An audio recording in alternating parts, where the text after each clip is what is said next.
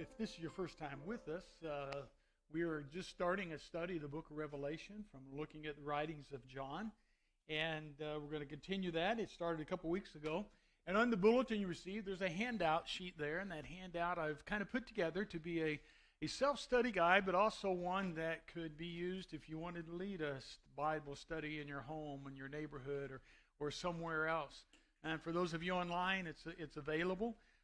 If you go to our website and go up to resources, and there's one of the tabs called Revelation Study Guide.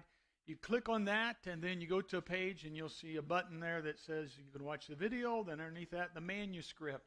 And so the manuscript of my sermons are there, and then following the manuscript on that is the worksheet, the study guide. So that's all available. The manuscript online will actually have a little bit more information than I have in my sermon, because I'm not limited by time when I start putting things on print, all right? But it has a little bit more, but most of it. And the handout follows along with my sermon. There's some questions on there that I'll answer in the sermon, and some will just be your own reflection questions. So hopefully that'll be a helpful study for us all, because it's important that we do more than just spend time together this morning, that we spend time outside and looking at the Word yourself. So we're trying to provide that for you as we go through this study. Thanks for Robert last week filling in for me. He covered the church of Ephesus, which is the first church in the second chapter of Revelation. So we're going to kind of pick up from there, but I want to give kind of a brief background. I'm going to kind of approach this from a background historical stance, and then what are some applications, how that impacts our lives today as we look at each one of these churches. But the churches as a whole, chapter 1, we find Jesus. And in Jesus, he's presented as a powerful conqueror, one whose majesty and power is very evident. And we find him among his church, walking among his church. And what the book does, it begins by saying, basically, we want to encourage you. We want to encourage you in your walk and encourage us in our faith. So in chapter 1, we have a picture of Jesus. Why in the world though he didn't go right to, in chapter 2, to what everybody wants to find out about in Revelation, and that's the end times. When's it all going to happen? Why didn't he just jump right into that in the second chapter? Well, what he is doing, he's addressing his church. And he understands that the battle on earth is with Satan and the church. And he knows that if his church is to be strong and victorious over Satan, it needs to realistically face the challenges that it's going to face here on this earth. So the message that is given is one that is loud and clear to the first century. There are going to be these things that come up in your life as you try to live your Christian walk. And the message is still clear to us today. There are going to be things that come up to us today as we live and we try to walk our Christian walk. So I think that's why he addresses the 7 churches. Now, he wants us to understand that the church is powerful and the church is important. Now, just a little bit of history, if you like this. This is a map showing the 7 churches Revelation. That is Western Turkey there. And you can just see it, 1, 2, 3 through 7. This little black dot here is the island of Patmos. That's where John was exiled to because he was preaching his faith and teaching. And they say it could have been a kind of a prison camp there, and it's 13 square miles. It's a small island, and it's not as if you're going to escape very often. We had the privilege of visiting Western Turkey with the missionaries we support there, the Pickerings, who are no longer there, and Candace, I pushed the wrong button. All right, there you go. Thank you. And if you were to go to this area today, there's the Church of Ephesus. Right there around that green dot is the city of Kadasa, where we went. And it's a resort area, just much like a vacation spot for those in Europe, actually. But we took a boat out to one of those islands. And interesting, even though you can see them from Turkey, those are all Greek islands there right off the coast of Turkey. So that is where they're at. Now, what's another thing is interesting, why these 7 churches? Well, these 7 churches were actually on a Roman mail carrier route. Back in those days, they had carrier routes just like we do. And each one of those 7 churches was a part of the mail carrier route They were all cities that were prominent in that area of eastern Turkey or western Turkey, and that day it would have been called Asia Minor. And they were important because each one of them faced its own unique characteristics and issues. Ephesus was probably the largest and kind of the leading church. We got to go to the ruins of Ephesus, and it's an amazing city, but one that was full of pagan temples and pagan statues. And that was a big issue in the early church, a big issue in the book of Revelation. Who are they going to worship? And where does that worship fall? Why 7 churches? Well, in prophetic writings like Revelation, others in the Old Testament like Daniel and Ezekiel, sometimes numbers are symbolic of certain things. 7 is one of those numbers that shows a completeness, perfection. The churches weren't perfect, but they do show a complete picture of what the early Christians were facing there as John was writing these letters to them to give them encouragement. And at the end of each letter, you'll see as we go through it, there's the same admonition. It says, hear what the Spirit says. And he's saying to the Christians then, look, things are going to get kind of crazy. They were already going through some stuff. We're going to look at that at Smyrna. And they're crazy then. And unfortunately, they're still crazy now. Things haven't changed much over 2,000 years, really, when it comes to the opposition to the Christian faith. So today we're going to move on to the second church, addressed this church of Smyrna, which is number 2 up there on the map. If you were to go there today, it's where you'd find the city of Izmir, and it's still a thriving area. So John writes these words down, and what Jesus gives him to say. Write this letter to the angel of the church in Smyrna.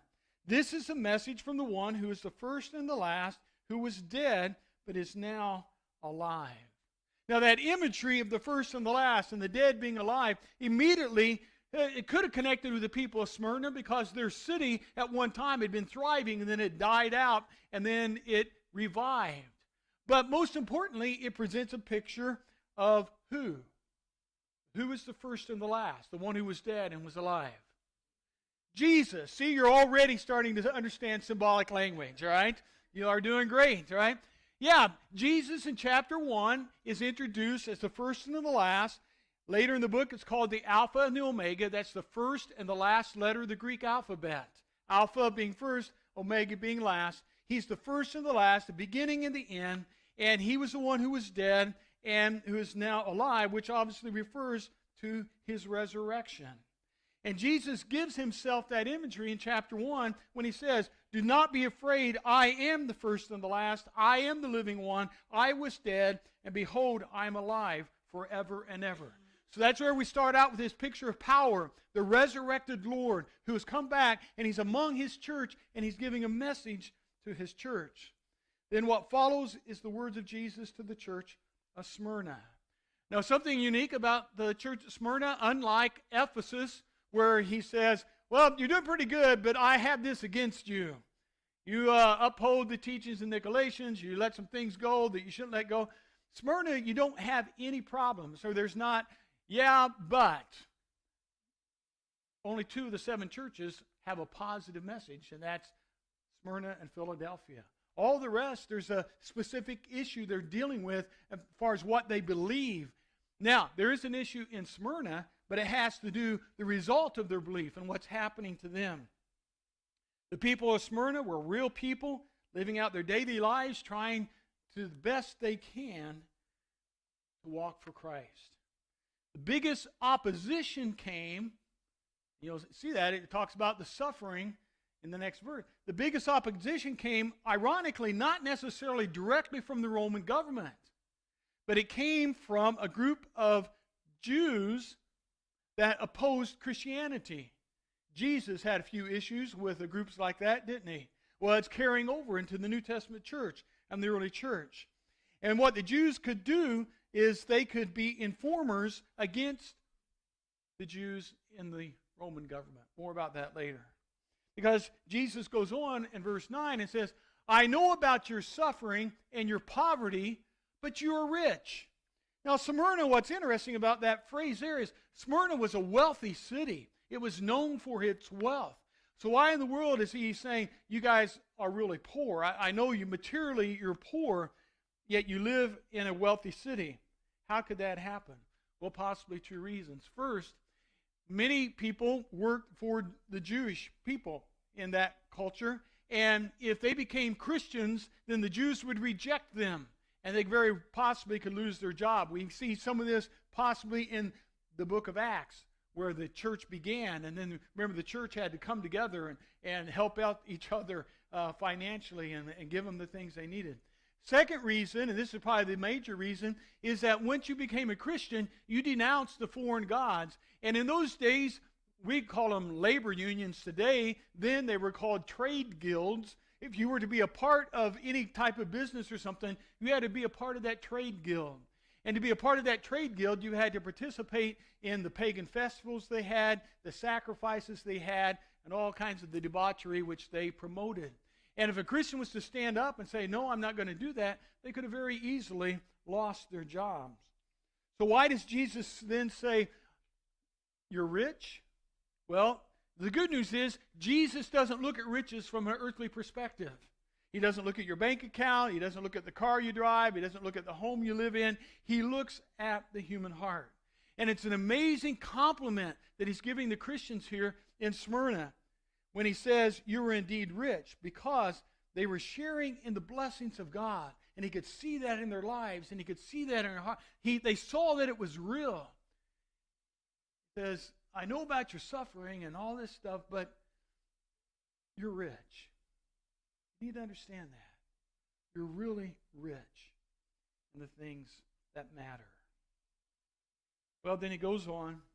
He says, look, I know the blasphemy of those who are opposing you. They say they are Jews, but they are not, because their synagogue belongs to Satan.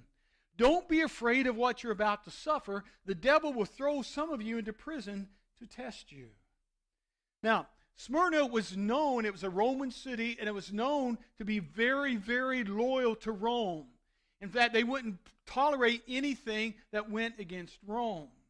And what's interesting here is that in that culture, in that context, Rome, when they would go in and they would conquer a city, there was much of it was already a Greek culture, and in this case, a Jewish culture. They would tolerate the other religions.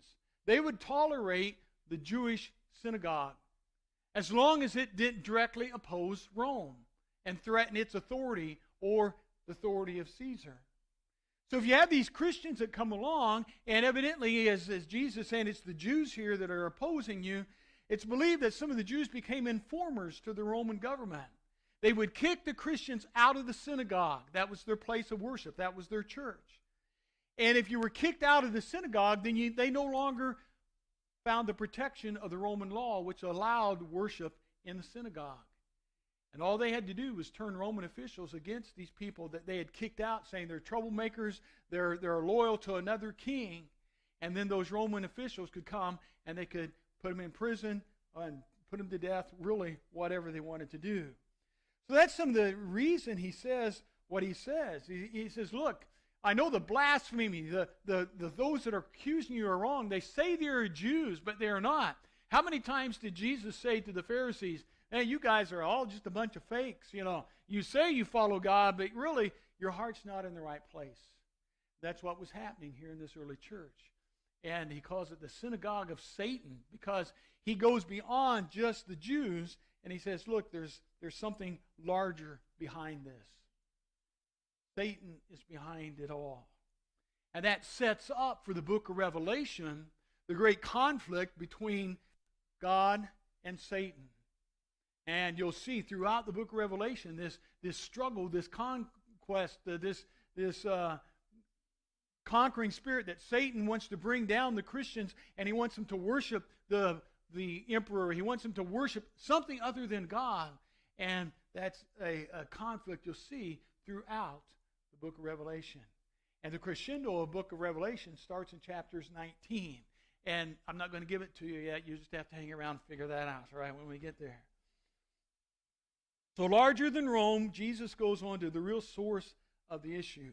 Jesus said this about that source in John 8:44. He says, You belong to your father, the devil. He's speaking to the Jews. He's speaking to the Pharisees, the Sadducees, those who were opposing him. He says, you belong to the father, your father, the devil, and you want to carry out your father's desires.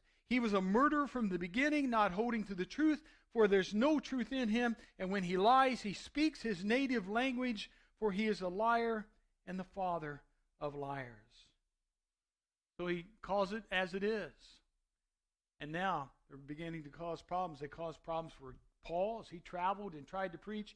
And now in the book of Revelation, we see it coming to the forefront. The Jews are strongly opposing the Christians there and turning them in. They're suffering for it. So what's the point of Revelation?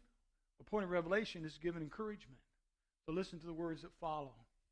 It says, you will suffer for 10 days, but if you remain faithful even when facing death, I will give you the crown of life. And anyone with ears to hear must listen to the Spirit and understand what he's saying to the churches. Whoever is victorious will not be harmed by the second death.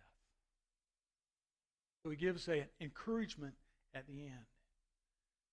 So that's some of the background. That's some of the stuff going on, the real people, the real situations, the real church that's receiving this letter. Now, what does that have to do with us?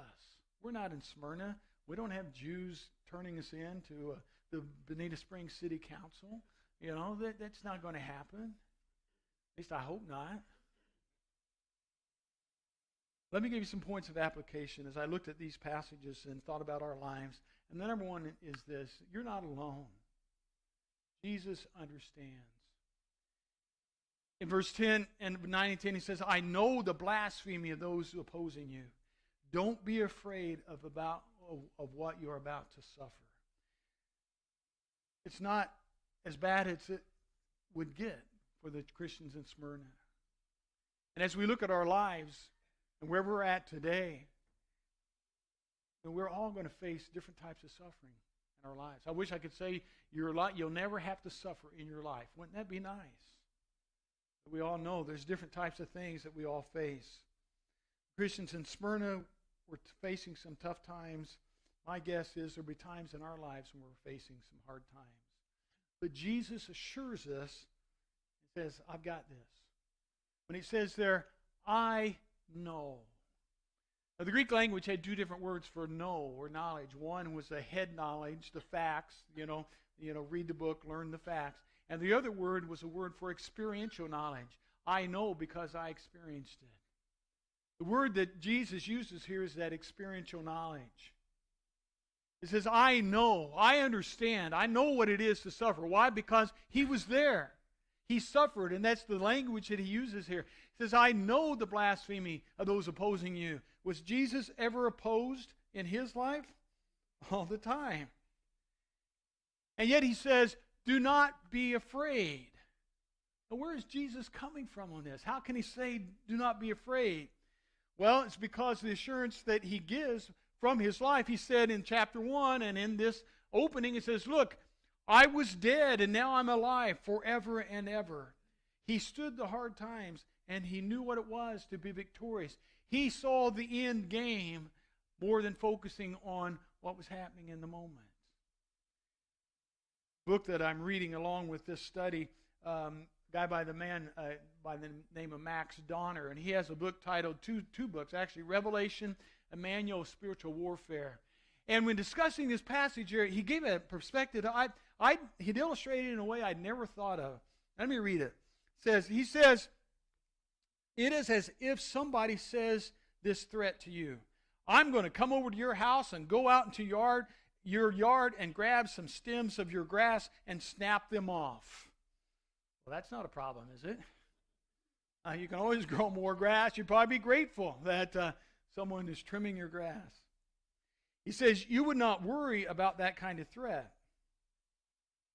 Therefore, if the wicked come and say, I'm going to come and snap your life out of existence, it is as if Jesus is saying, no problem, I will just bring your life back. Do not be concerned about their threats. See, that may be oversimplifying things, but it sure gives a good perspective of a heavenly perspective. The big picture. Jesus says, I know what you're going through, but I've got this. I've got this. I'll be there with you in the things that you're facing here on this earth. So you're not alone. Whatever it is you're going through, and we're all going through different things in different parts of this journey we call life. But the New Testament reiterates, Hebrews 4 says, look, we don't have a high priest that doesn't understand. We have one who understands because he was where we were.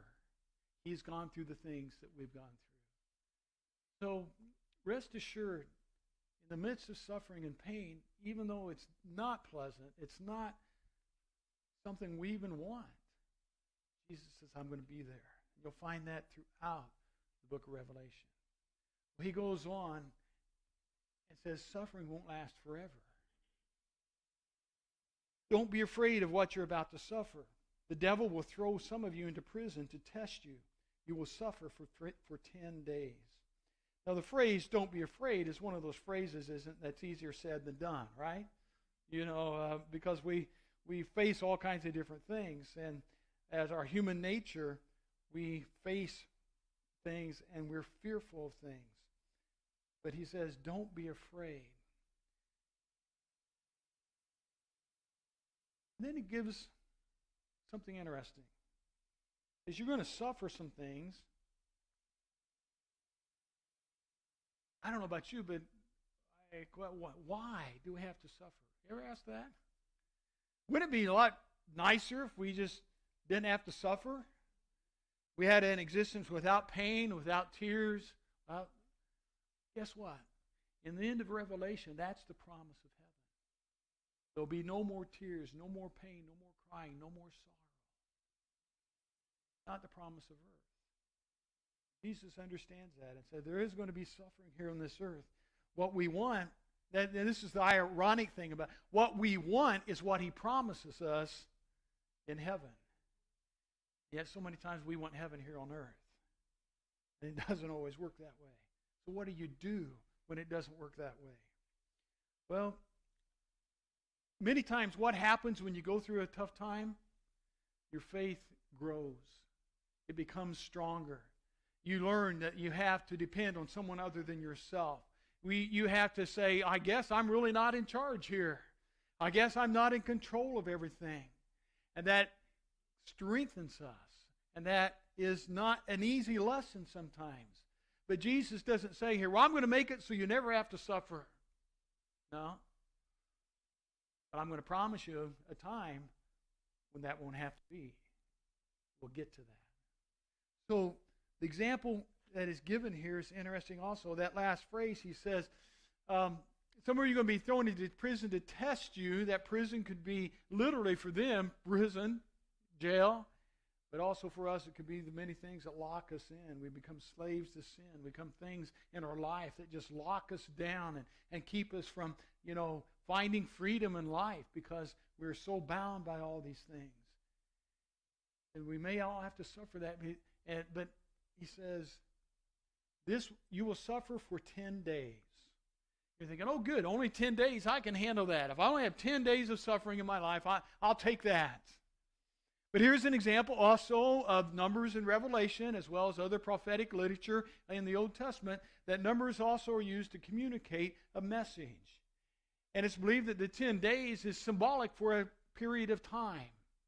But it's a period of time that does not last forever. Just as 10 days has a beginning and an end, so the time period we will suffer will have a beginning and an end. It symbolizes that it's temporary. Temporary compared to the eternity of heaven. So suffering won't last forever. Jesus has a plan for eternity. Well, he goes on. What's the outcome of all this? There's a crown of life waiting for you. He goes on and says, but if you remain faithful, even when facing death, I will give you the crown of life. Whoever is victorious will not be harmed by the second death.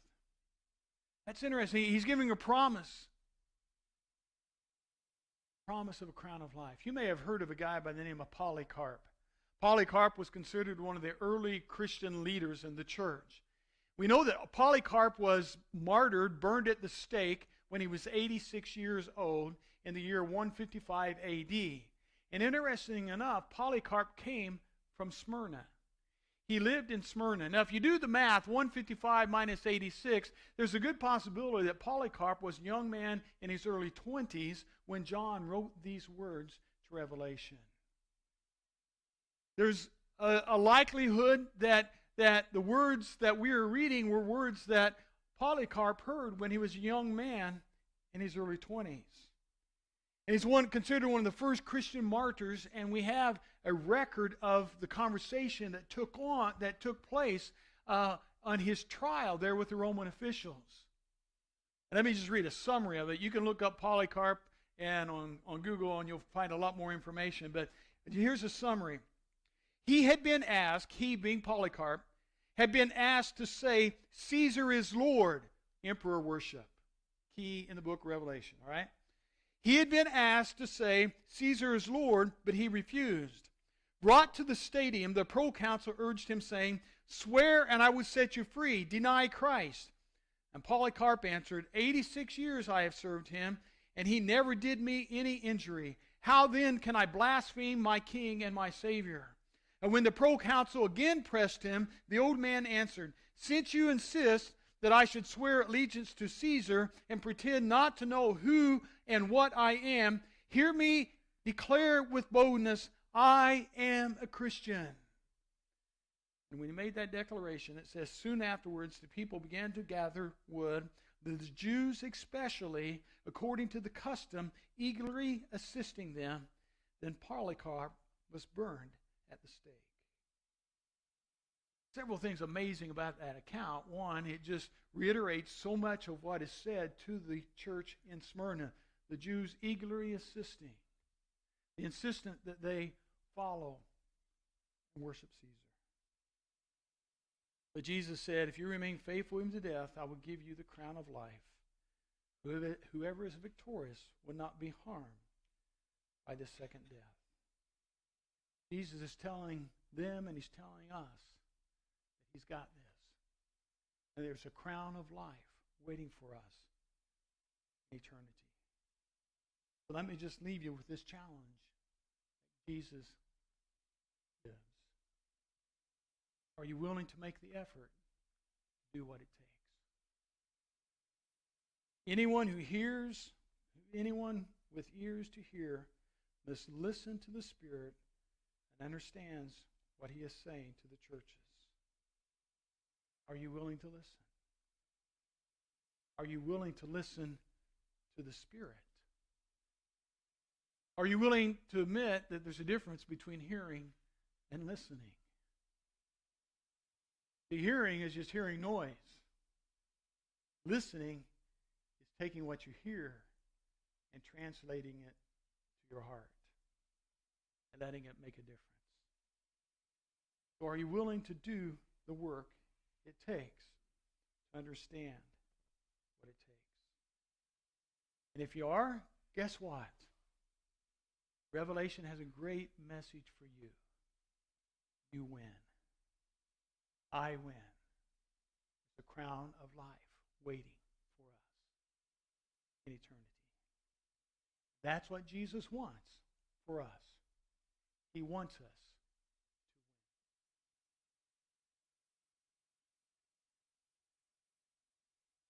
win. Lord, I thank you for your words. I thank you for your honesty, saying that there are going to be tough times. There are going to be things in this world that we don't understand. There's going to be things that cause pain. That you understand those things because you went through them. Lord, I thank you for the promise of a crown of life. And Lord, help us to remain faithful. Help us to walk hand in hand with you in eternity.